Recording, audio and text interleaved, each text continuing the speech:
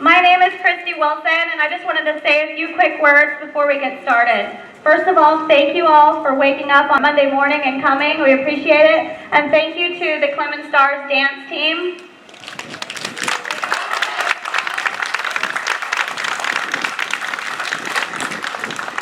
We really appreciate you all coming to show your love and support for our local law enforcement officers.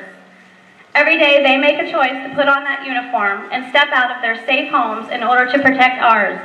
They are brave and they are strong, and they deserve every bit of support and encouragement. So again, thank you so much for showing up on your holiday mornings.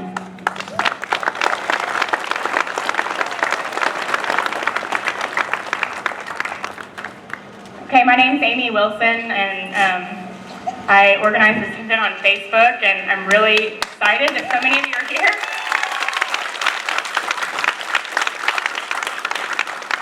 And before we get started, we are going to sing the national anthem.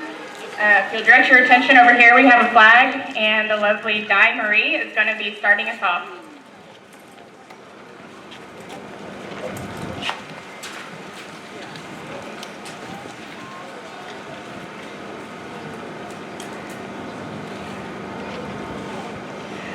Oh, say, can you see by the dawn's early light what so proudly we hailed at the twilight's last gleam, whose bright stripes and bright stars through the perilous fight o'er the ramparts we watched were so gallantly streamed, and the rocket's red glare, the bombs bursting in air, gave proof through the night that our flag was still there.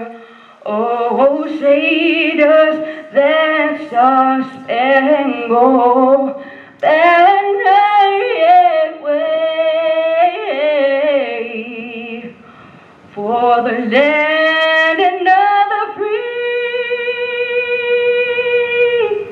and the home of the brave?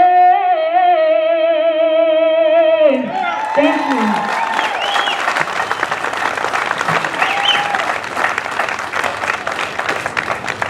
Beautiful. Thank you, Di Marie. All right, first up, we are going to have the mayor for the city of Schertz, Michael Carpenter. If you please welcome him.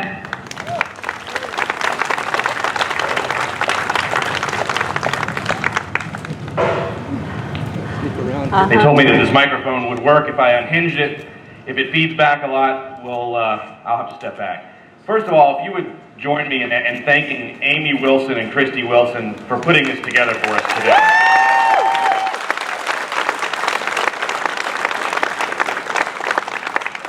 And I'm sure that this will be done again during the course of this program, but all of you that are here that are members of the law enforcement community, would you raise your hand and let us thank you and recognize you, please?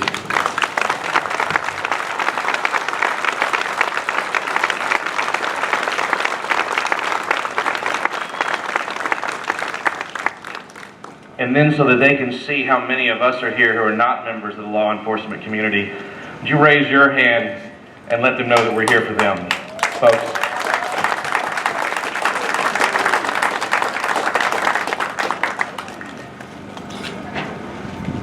In 1775, a group of people, a smaller group than we have here today, gathered in a little field in April in Lexington to stand together to support something that they believed in. And we're doing the same thing here today, with no lesser consequence. An important part of what we believe in as citizens of the several states is under assault right now. And we stand here today to face that and reject it. So I'm going to turn this over to a couple of folks that are going to tell us a bit more about why we're here and their experience of law enforcement. And I hope that you listen well to them And I'll say again, thank you very much for being here today and supporting all of those who dare to go out and protect our way of life. Thank you all for being here today.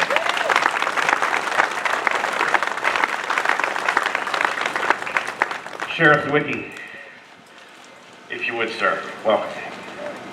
Thanks, Sheriff. Thank you. I want to thank all of y'all who took time out of y'all's busy holiday weekend to come here today, for those that organized this event, and those that supported law enforcement way before all this craziness started, and those that will be here tomorrow to continue where those officers like Officer Goforth and so forth, those others that we lost here recently.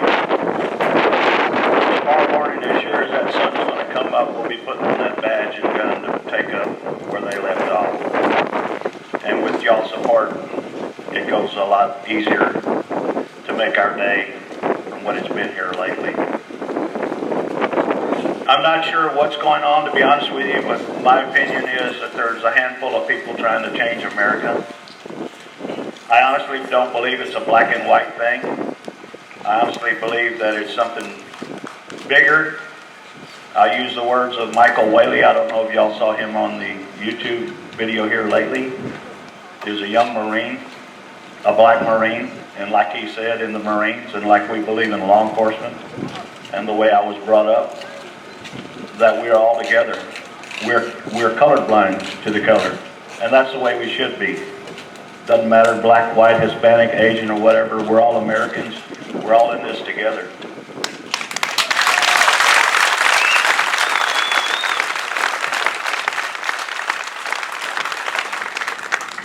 I don't believe that our forefathers wanted this. I don't believe that Martin Luther King wanted this today. If he were back here today, I think things would be different to straighten out some of the nonsense that's going on across America.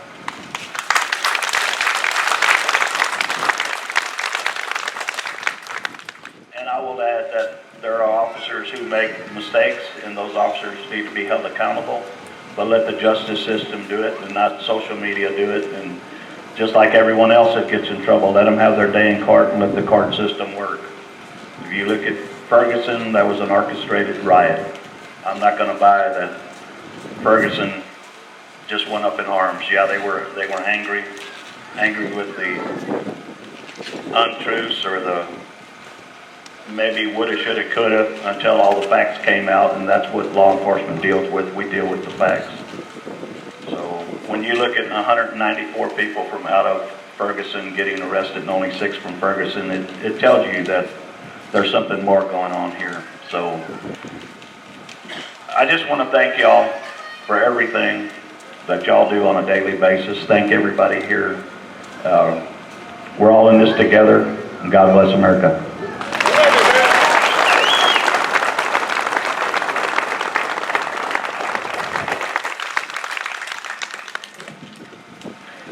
Apparently when we were all asked to speak, we all came up with the same theme, so I'm going to continue that theme. When I was asked to speak, I started considering the words of what I would say. Of course, I went back and forth about 20 different times of how I was going to say it, and I knew that whatever I said would have the ability to either instill fear in us, or it could bring out the frustration that some of us feel, or even hate, and I didn't want that. And I wanted the words that we all said to create unity and to instill tolerance in everybody. So I started thinking, apparently as everybody else did, about the creation of this country, and how the country was created not by people that were similar, but people that were different, who came together in respect and for a common cause. And they created the United States. And through the creation of that, they created documents, the Constitution and the Bill of Rights, that help protect people's freedoms and help protect individuals. And throughout history, we've had many setbacks and adversities and ups and downs, and yet our country continues. And throughout all of this, law enforcement has been present every day. And now there's a small group of people that want to interfere with that unity, and yet law enforcement is still here today. Law enforcement exists to serve the public and the community. And the community exists because law enforcement is there to protect them.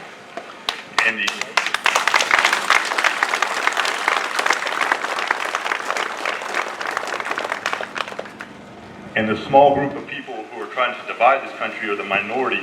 And today, the majority has come out to speak. And today, the majority will be silent no more.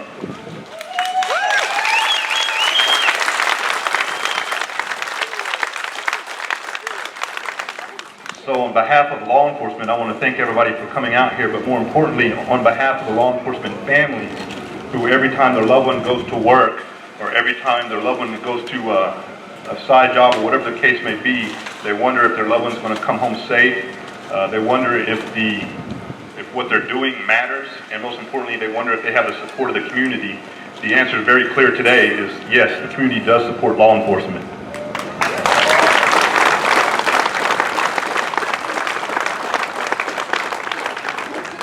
And because of that, law enforcement will be here again tomorrow. And finally, I just want to say thank you from the bottoms of our heart for coming out here today, and that, as many people have said up here already, is all lives matter. Thank you very much.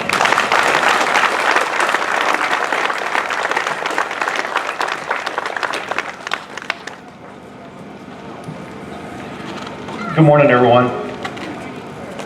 Thank you for being here, and thank you for all the support and the effort that y'all put into this. It truly does mean a lot to the agencies and the officers that are represented here to see all your faces here and the show of support this morning. You know, some, if you read into the rhetoric, would believe that we live in a broken world. And I guess to some extent that's true. But the freedoms that we have fought for in the past and continue to fight for now, I guess is one of the reasons for that. People are free to say and do what they want. But I think you have to draw a line with that. And then when that infringes upon the freedoms of others, then we have to stand up and say something. And I believe that's why a lot of you are here this morning, is for that reason. So thank you for being here. As the sheriff and lieutenant addressed earlier, we're talking about community.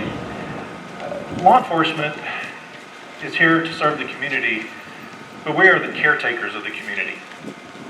And in return for that, we get the support of the community and the respect of the community. And I think respect is really what these issues come down to. You have to give respect in order to receive respect. And ultimately, every day, these ladies and gentlemen that strap on this uniform and the badge, they do their best to give that respect every day.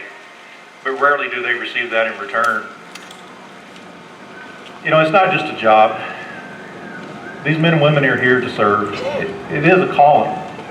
For the past 25 years, I've done this day in and day out. About 2 months into my career, the first person that I knew when I entered in law enforcement, because I attended the law enforcement academy with him, was killed in Garrison, Texas. Shot with his own weapon, attacked viciously, and killed. And over the past 25 years, there are more than 25 names now of people that I've been directly associated with, whose names appear on the wall as a monument in D.C. It's pretty sobering to realize that many people, and there's over 20,000 names on that wall now, that they've given their lives to protect the communities that they've chosen to serve. And it's a choice. Same as the way we believe, the way we feel, it's a choice. So I'm glad that y'all have made the choice this morning to be here to support us, and we look forward to the continued relationship and working with everyone. Thank you for being here.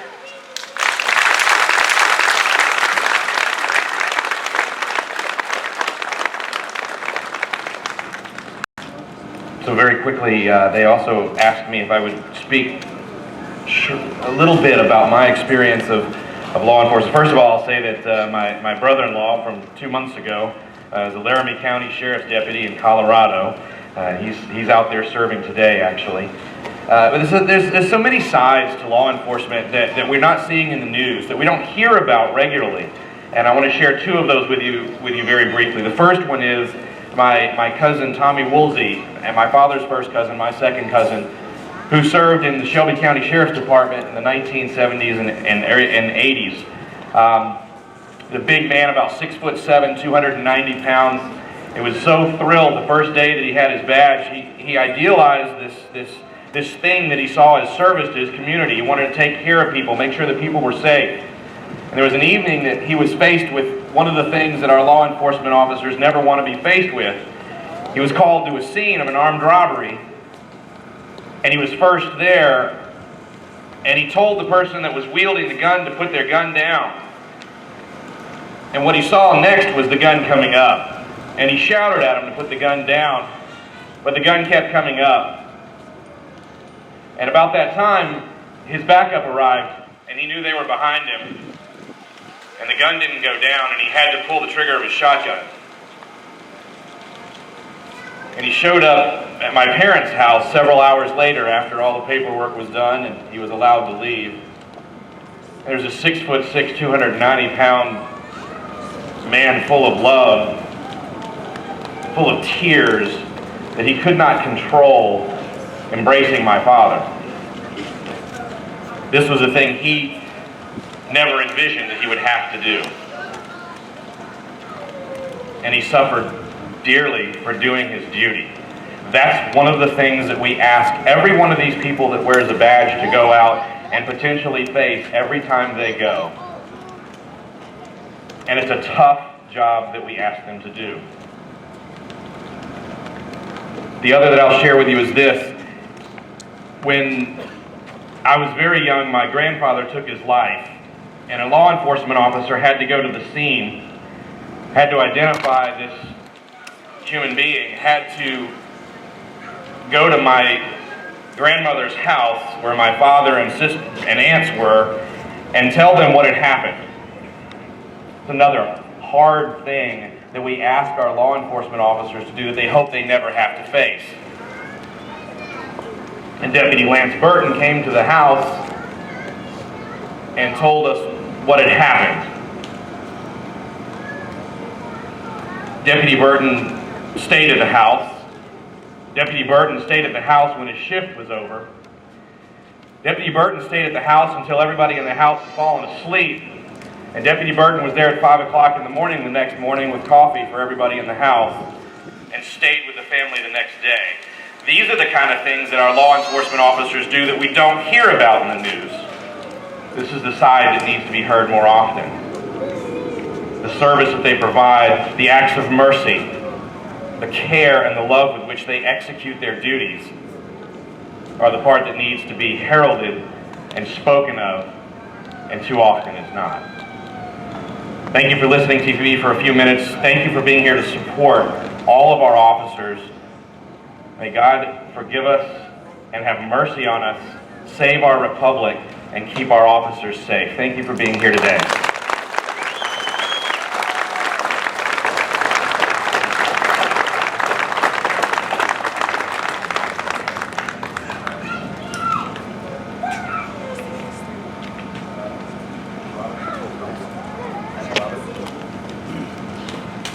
Robin Thompson is going to close out with a prayer. Before I pray, just one thought. We often hear the words to protect and serve, and that is true of every individual here in more ways than one. But in light of all the news recently, maybe we need to add a phrase: to protect, to serve, and sometimes sacrifice. Let's pray. Father, you sent your Son to this earth, the original protection, the model of service, and the model of sacrifice. We thank you that every one of these law enforcement walk in his footsteps with the desire to protect, the desire to serve, and unfortunately, the willingness to sacrifice when and as needed. Today we ask your protection on those who protect. We ask that you would help us, the citizens of this community, to serve those who serve. And we ask that we would also sacrifice by doing right, by lifting up our law enforcement officers and their families in prayer, and by going the second mile to show that each and every one matter. Not just here in Schertz and Cibolo and Selma and the county, but throughout the nation. May this be the beginning of a rallying point where we recognize that those who serve are worthy and that we owe them honor and due diligence. Thank you for all of this. Thank you for this day. Thank you once again, and bless those who protect and serve. In your son's name, amen. Amen.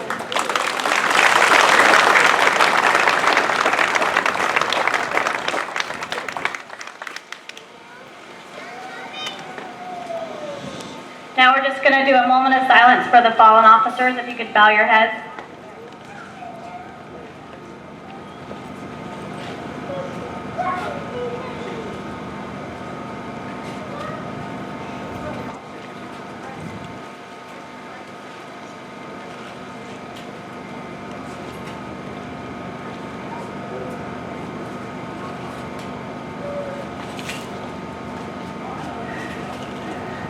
I wanted to say thank you again to everybody that came out. It means a lot, more than you can imagine. I also wanted to say, again, thank you. This is just kind of impromptu. Any of you out there taking pictures, recording, if you could hashtag it. If you don't know what that is, ask your kids, ask your grandkids, ask your cousins. S is in Schertz, C is in Cibolo, BTB, Backs the Blue. That way we can have everything. If you search for it, it'll all be grouped. I'm going to post a ton of these pictures to our Schertz Facebook page, Schertz PD Facebook page. If you're not already on there, like us. We appreciate it. We got a lot of good information on there, community events, things like that. Twitter, Instagram, all sorts of stuff. So again, thank you, thank you, thank you. And that's all I got to say.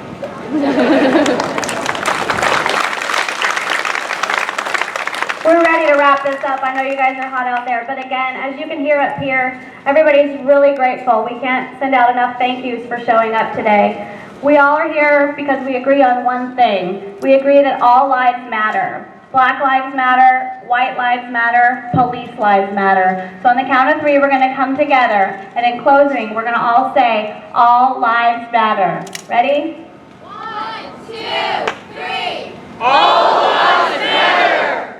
Very good. Thank you so much. Y'all have a safe